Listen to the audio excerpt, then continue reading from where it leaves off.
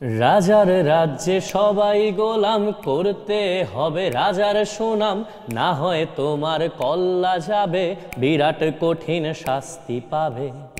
এ কেমন রাজ্য বলো, কে খারাপ কে বা ভালো, ভালো মানুষ অন্ধকারে, অমানুষী আলোর দ্বারে।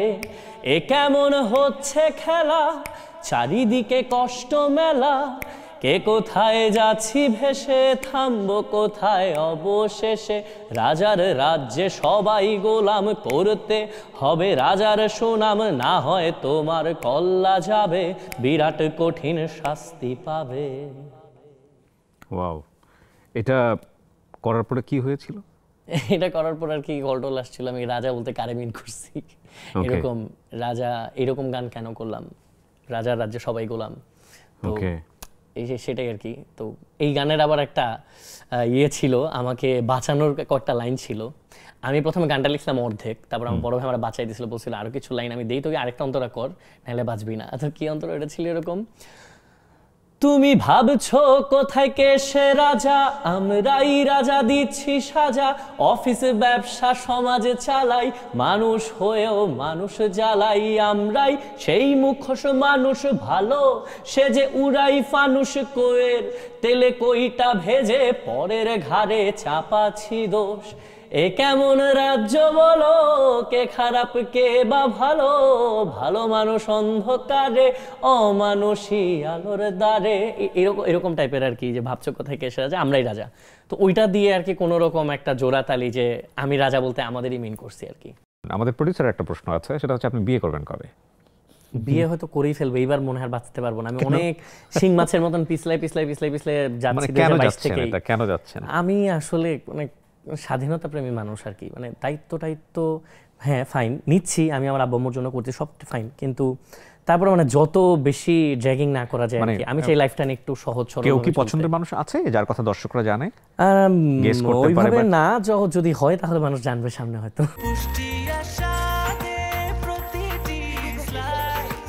ব্রেকফাস্ট, টিফিন কিংবা স্ন্যাক টাইমে মজাদার আয়োজন মানে অল টাইম ব্রেড।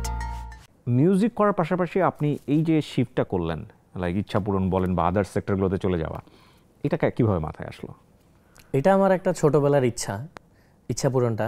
ছোটবেলায় মনে হয় বিটিভিতে বা কোনো একটা চ্যানেলে একটা প্রোগ্রাম হয়তো এই টাইপেরই, সিমিলার ক্যাটাগরি, বাচ্চাদেরকে নিয়ে যে হচ্ছে একটু খুশি করতেছে, কিছু এটা সেটা কিনে দিচ্ছে। আর আমি বড় হয়েছি অনেক অভাবের মধ্যে দিয়ে। যেমন আমার এরকম কিছু, সব তো মনে নেই, কিছু কিছু মনে আছে। যেমন একবার হচ্ছে একটা স্যান্ডেল নিয়ে আসছিলাম বাকির দোকান থেকে, তো ঈদের আগের রাতে আমরা বাকির দোকান থেকে আনতাম, আব্বুরও তো ইয়ে ছিল না। তো ওই স্যান্ডেলটা আমি আবার বুঝি নাই, মানে অনেক দামি স্যান্ডেল নিয়ে আসছিলাম আর কি, মনে হয় তখনই 1600 টাকা ছিল, 2004-05 কথা। তো তখন আবার আব্বু আম্মু এটা নিয়ে আলাদা আলাপ করতেছিল, আব্বু একটু খেপেছিল, আমারে বলতেছিল না সরাসরি, আম্মুকে বলতেছিল, আমি শুনছিলাম। তো এটা নিয়ে আমার ফেরত দিয়ে আসতে হয়েছে। আমি ভাবছিলাম যে আমার আলটিমেটলি ফেরত দেওয়ার কথা বলবে না, কিন্তু বলছে ওই জিনিসগুলো। মানে এরকম কিছু কিছু জিনিস আর কি আমার অনেক দাগ কেটেছিল। যেমন 9-10-এ হচ্ছে আমি ক্লাস 9 ক্লাস 10 আমার জাস্ট টোটাল শার্টই ছিল 2টা, একটা পড়তাম, এটা ধোয়া হইতো, আরেকটা পড়তাম, ওইটা দিয়ে যেতাম।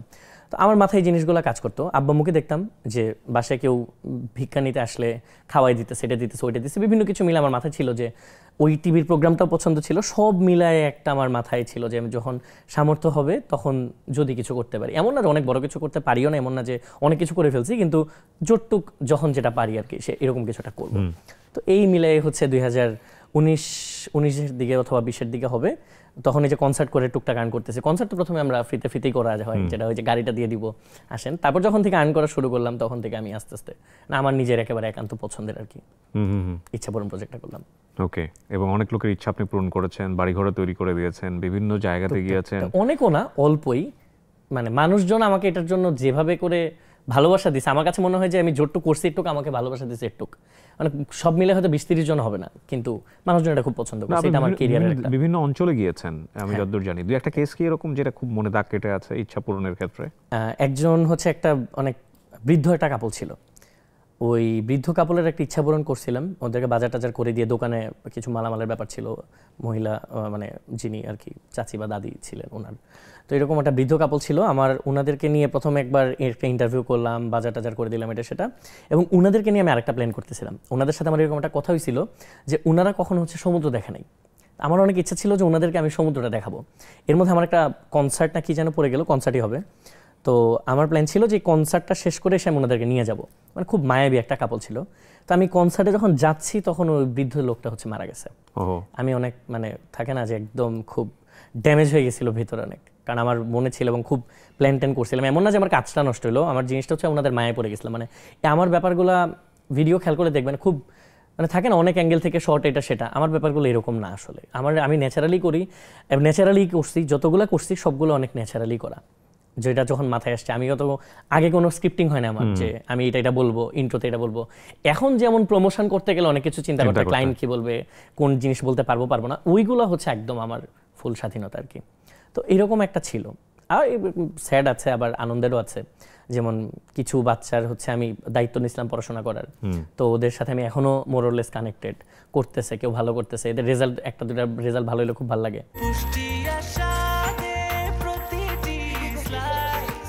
ব্রেকফাস্ট, টিফিন কিংবা স্ন্যাক টাইমে মজাদার আয়োজন মানে অল টাইম ব্রেড। বুস্টে কিন্তু প্রচুর বিজনেস হচ্ছে। সো অনেক টাকা পয়সা দিয়ে যখন দেখে যে একটা ভিডিও ভালো পারফর্ম করতেছে, তারা এত বেশি আমাদেরকে সামনে আনে, আমি তখন কিন্তু লিগ্যাল বাউন্ডারিও দিতে পারতেছি না যে আপনি আমাকে এতটুকু বুস্ট করবেন, এর বেশি আইনেন না, এটা আমি বলতে পারবো না, কারণ ও আমাকে পে করতেছে। তো এতে করে যেটা হয় যে আমি একটা কোম্পানির সাথে এরকম মানে 3 মাসের মতন ছিলাম, বাট স্টিল এখন পর্যন্ত মানুষ আমাকে জিজ্ঞেস করে যে ভাবে যে আমি ওই কোম্পানির হয়তো মালিক, এবং বলে যে ভাই আপনার কোম্পানি থেকে এটা নিয়েছিলাম। এখন এটা কি সম্ভব? এবং আপনি 3 মাসের জন্য কাজ করলেন, আপনি কিন্তু 3 মাস পরে বের হয়ে আপনি যে জিনিসটা চাইলে করতে পারেন কিন্তু পারবেন না, একটা দায়বদ্ধতা থাকে। যেমন আমি 3 মাস পর যে স্ট্যাটাস দিই যে আমি এই কোম্পানির সাথে 3 মাস ছিলাম, আমার কাছে মনে হয় নাই যে ওরা প্রপার প্রোডাক্ট দিচ্ছে, আমি আর এখন নাই, এই কোম্পানির তাইলে আবার ক্ষতি হয়ে যাবে, সেটা আপনি করতে পারবেন না। অনেকগুলো ট্রিকি পার্ট থাকে, সো এই জায়গাগুলো আসলে অনেক ডিফিকাল্ট এবং ডিফিকাল্ট। আমার মনে হয় যেগুলোর জন্য একটা নীতিমালাও আসা উচিত, এবং সেলফ জায়গা থেকে হোক, একজনের কাছ থেকে দুজনের কাছ থেকে হোক, যে আসলে কতদিনের জন্য আমরা প্রমোশনটা করছি। তুমি তো এটা কাইন্ড অফ আমার ইন্টেলেকচুয়াল প্রপার্টি কিনতেছো, তুমি সারা জীবন এটা ইউজ করলে সারা জীবন এটা একটা কাইন্ড অফ তোমাকে একটা এটাকে কি বলে, গানের জন্য যেরকম রয়্যালটি ফি পাওয়া যায় সেরকম রয়্যালটি ফি দিয়ে যেতে হবে। সো এগুলোর অনেকগুলো প্রসিডিওর আছে যেগুলো প্যাকটিস করার মতো, এবং আমার কাছে কেন জানি মনে হয় বাঙালি ঠেকলে তারপরে শেখে একটা কথা আছে। আমি তো নিজেই তো ঠেকে শিখলাম, এবং আমি এখন অনেক সচেতন হয়েছি। আমি এখন এইসব নিয়ে মানে যত ডিটেল কথা বলা যায় পেপার ওয়ার্ক করার আগে, যে এইটা দিয়ে কতটুকু বুস্ট হবে এটাকে বুঝায় নেন, কারণ আমার আপনি এত বেশি পাঠাবেন যে পরে আমার গানই শুনবে না, আমার চেহারা দেখলে মানুষ বিরক্ত সরাই দূর। এই এক অ্যাড আমি দেখছি 10 বার দেখছি, এবং এখন কিন্তু অ্যাডগুলো অনেক ডমিনেটিং, ফেসবুক কিন্তু এইভাবেই করতেছে, অনেক ডমিনেটিং। একটা অ্যাড মানে আমার সামনেই তো চলে আসে বিভিন্ন অ্যাড, মানে 10 বার 20 বার আমি কাটতেছি, ক্রস করতেছি, তারপরেও আসতেছে। মাঝখানে মিনক্সিডিল নিয়ে আমি একটা কাজ করছিলাম, মনে হয় যে মানুষ আমার চেহারা যতটা দেখছে তার চেয়ে বেশি আমার টাক দেখছে, এবং এই পরিমাণ কাটা হয়েছে ভিডিও, এই পরিমাণ রাফ ইউজ করা হয়েছে, দ্যাটস হরিবল। যাই হোক, আমরা যে বিষয়টা নিয়ে কথা বলছিলাম, বেসিক্যালি আমি অনেক মজা পাচ্ছি, কিন্তু আমাদের দর্শকরাও এত বেশি এটার উপর থাকলে অতটা মজা পাবে না। আমরা একটা গান শুনি আপনার কাছ থেকে, তারপর আমরা আরেকটা টপিকে যেতে পারি। রাইট। আমার মন বসে না শহরে, ইট পাথরের নগরে, তাই তো আইলাম সাগরে, তাই তো আইলাম সাগরে। মন বসে না শহরে, ইট পাথরের নগরে, তাই তো আইলাম সাগরে, তাই তো আইলাম সাগর। এই সাগর পারে আইসায় আমার মাতাল মাতাল লাগে, এই রূপ দেখিয়া মন পিঞ্জরায় সুখের পক্ষী ডাকে। এই সাগর পারে আইসায় আমার মাতাল মাতাল লাগে, এই রূপ দেখিয়া মন পিঞ্জরায় সুখের পক্ষী ডাকে। পারতাম যদি থাইকা যাইতে এই সাগরের পারে, ঝিনুক মালা গাইথা কাটায় দিতাম জীবনটারে।